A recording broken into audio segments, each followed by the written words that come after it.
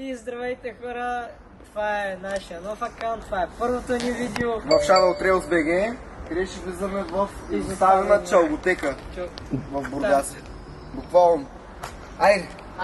Тази дискотека последно е работила през 2015 година, като е имало някакъв кървав бой. Решили да са първо да затворят дискотеката до 12 часа, т.е. след 12 часа да не работи тази дискотека. То какъв е смисъл? Кое? За дискотека. Да работи? Да не работи след 12. После обаче решах, че ще фалира целия имидж и цялата дискотека точно на тази сграда. Между другото е възможно тази дискотека да е някъде другаде. Да има още, ма да не е тук.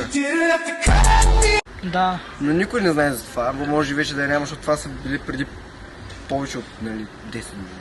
Какво повече да кажем? Какво някакво да кажем? Дискотеката е построена, ако не се лъжа. Изгоряла е. Да, и ако не се лъжа, последно е работила около 3 февруари. Може. Някъде там март-февруари ще ва изложа. А пак е построена през 68-а. Добре там. Damn, nigga. Да видим човека да е. Да е. Тук спят ли мъже?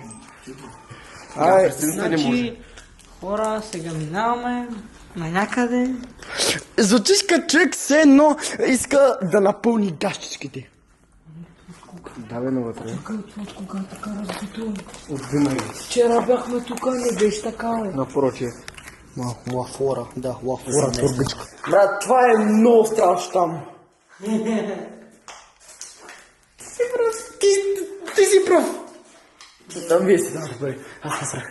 Не, ако тук някой... Защо сме само двама? Причината да сме двама е, че с невидимата ни хора решиха, че ще прибират.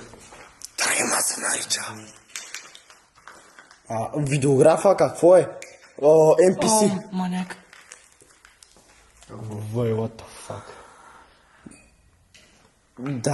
Да експлорваме другите части.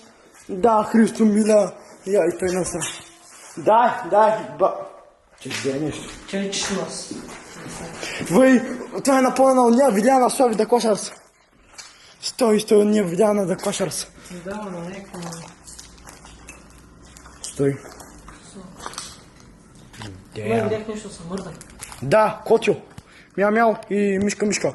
Вай, тук ако има мишки, сори брат, ама тримата сме само. Хора, аз съм човек, който работва и ако питате какво стана в края, някакъв човек там излезе. Ние почнахме да бягаме.